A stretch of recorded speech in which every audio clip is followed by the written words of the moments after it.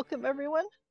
This is part of our Art Poetry Show 2023. We're here with Bob Evans, a photographer, and Rich Dresden, who is the poet. And these two artists and poets work with each other to pair art against what the other person provided. So we'll start with Bob Evans, photographer. Hello, good day, and nice to be a part of this. And thank you very much for the introduction, Lisa. So the photograph that I have here is of a fire hydrant with two leaning yellow posts either side of it, which I presume are meant to stop it getting run over. So this is part of my series I was doing on the White and Machine Works, which for those local people know has been around since the 1800s. And actually, this particular photograph, I was using a film. I was actually using a lomography film, shooting with an old camera. And I was drawn to the pastel shades of the yellow, plus the diagonal lines. It sort of appealed to me because most sort of things you see, the fire hydrants are protected either side by vertical posts. This particular one, it was the angle side of it, which I don't know whether that was deliberate or whether they've been backed into on multiple occasions. But also, it was the pattern on the floor as well. You know, like the crazy paving effect, and it showed the age of it, and I think that went really well with the film.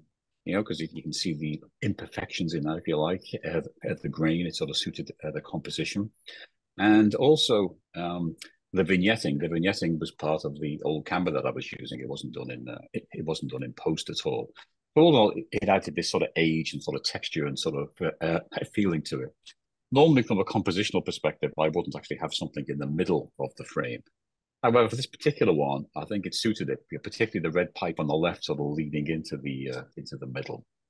So that was my thoughts on the matter. Bob and I got into contact, and he gave me access to a big plethora of images. And so I just kind of worked my way through, like looking for something that just kind of spoke to me. And as I was scrolling through, I got to this one, and it was just so, I don't know, like you said, Bob, the lines, just something spoke to me, and a story just came out of nowhere. And like, yeah, typically these things are there to protect the hydrant. But like as I was looking at it, I kind of felt an opposite story. And so I kind of wrote a poem about how like the hydrant was kind of stopping these two posts from like meeting. So I guess I'll read the poem, and you can see how I interpreted this. The poem is called Desire. Two lovers, separated from one another, share ages of loving devotion in each glance, exchanges of fierce promises across the expanse, longing to be entangled in a symbiotic mess, a magnetic web of tragedies spun from their attraction, pulling with a compulsive vigor unfettered by distraction. Yet something always seems to get in the way. A crimson sentinel, charged with a duty most regrettable, stands a stalwart vigil against love's consummation. Acts of denial ordered by divine proclamation. Yearning for the sentence to come to an end. A stalemate constructed by sacred covenant, binding even the guard into unwilling supplicant, and no relief ever seems to find its way. A trinity of misery, tired of living with the mystery. Choose a new path forward, heedless of instruction. Whispers of freedom withstanding cries of destruction, hoping that rebellion will bring about some change.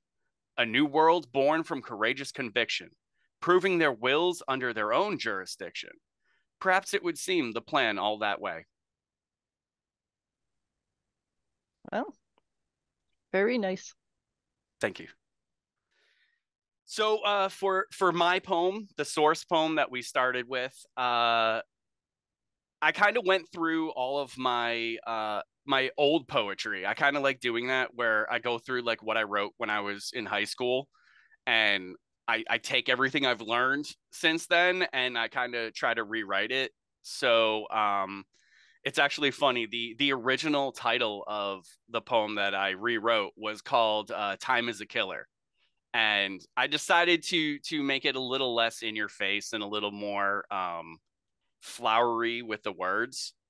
And as you'll see with Bob's depiction, it's kind of all over the place, and it's an interesting. I was really enthused when I saw what Bob came up with, because it's pretty badass. All right, killing time. A virulent doctrine converts unwitting adherents to its faith, the infection rate reaching a terminal saturation point, with few left unbound to the path that promises to deliver eternity. All wounds shall mend with time, the lie peddled throughout the centuries. Time flows like a callous river, rushing forward as it drags its prey along, an endless string of tributaries drained of their vigor in service to the cause. Currents creating vortexes that play with a disinterested, torturous relativity, snatching joy away in seconds, but leaving trauma to reverberate against its own suffering. The grandest memories lose their glamour and fade into the fog of unconsciousness. The mightiest monuments lose their detail and crumble into unrecognizable fragments. Time cares not for the glory of progress, as it once again wipes clean the scoreboard, proving the deceit hidden within the perpetual promise of forever. Time is the ravenous void devouring with indiscriminate greed, raising galaxies in the same moment it sunders molecular bonds, consuming the other dimensions until it is forced to feast upon itself, the final supper prepared not with bread and wine, but the end of all things. Awake from the fervent trance to see beyond the temporal veil, an endless ocean of waves await, each a possibility lapping against the shore, and a vessel constructed of hard-won truths ready and yearning to feel the water. The next voyage, an exploration into the true nature of immortality. Excellent. Thank you again. So Richard gave me quite a challenge here, and the first time I saw his poem, I was scanning through it and sort of picking out things that I could sort of jog my mind as to what to do. And the things is like sort of drivellant. I like that word. Time flows like a river, like a dragging sort of prey along. The memories lose their glamour and fade. Okay, I particularly like that one. The deceit and raising galaxies, consuming other dimensions, endless waves, hard truths, immortality, all those things sort of came into my mind, and I thought what to do. So this is a composite, and it's several things. So the photo of the person was on an abandoned house that I like to take photographs of abandoned houses, and it just happened to be lying on the floor there. Okay, so that was sort of one element, so it was, I don't know who it was, I don't know what their memories were, where they are now. Again, that sort of it jogged my mind as regards with your poem. Second thing was actually an accident. I accidentally exposed a film, and it didn't come out really good. It's of a church, and the church sort of doorway and the void and sort of going through it, and again to the immortality aspect of it. But then Elisa knows I've done a whole series of melting wax. So I have wax crayons, and then I melt them on a hot plate. And the thing that attracts me there is, one, the patterns that form, but secondly, it's ephemeral. You can never repeat it. Whatever you get, it is what it is, and you'll never, ever be able to make it again, which gets into the whole theme of sort of chaos and entropy and enthalpy, that kind of feeling which I was getting from your poetry.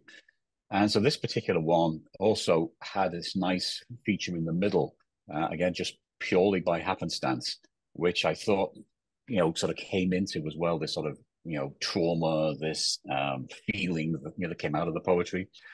So then I composited them together, and sort of, in Photoshop, and I obscured the face partly of this person, which also fell in again with the memories sort of going, and I just put it together. That's what I came up with.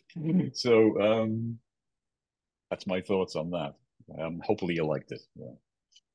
That was awesome. I loved hearing the process, because it's a lot to take in, and then to hear all the stuff that's like what made it together. That's awesome. Thank you. Appreciate that. I might go back to these these wax things again. I just like the nature. It's only about that big, but this big, by the way. Wow. I use a macro lens. And they melt together, and they all sort of, these bits of particles all sort of come off, which remind you of stars or supernova, or sort of leaving the planet type thing. There's all kinds of things you can read into it. But I haven't done that for a few years. Maybe I'll do it again. But all of the other photos were relatively new. That's awesome. Thank you. All right. Do either of you have anything else you want to add about the process? No, it was great fun. Yeah. I'm definitely looking forward to doing it again. Oh, great. All right. Well, thank you both for your time, and it was fascinating to hear about the things that you worked on to get this done. Thank you, Lisa, for organizing it, as always. Oh, of course, right? Okay. Take care. Nice to meet you as well. Yes, nice to meet you as well. All right. Bye-bye.